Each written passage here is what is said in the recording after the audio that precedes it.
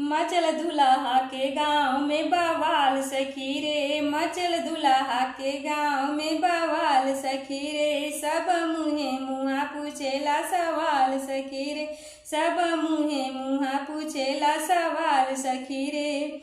दुल्हा के बहिनी के ले गल सियार सखी नदिया किनारे। आय हाय रे धैले हाथे कपारे, आय हाय रे सखी नदिया किनारे। मचल पंडित के गांव में बवाल सखी रे, मचल पंडित के गांव में बवाल सखी रे।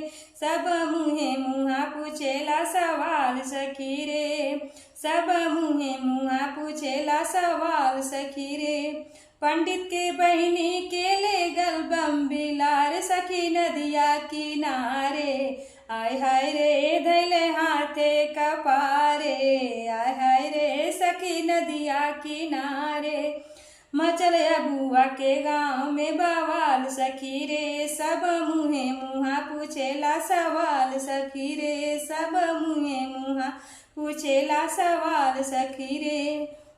अबुआ के बहिनी के ले गल हुड़ार सखी नदिया किनारे। आय हाय रे धैले हाथे कपारे, आय हाय रे धैले हाथे कपारे सखी नदिया किनारे। आय हाय रे सखी नदिया किनारे, आय हाय रे सखी नदिया किनारे।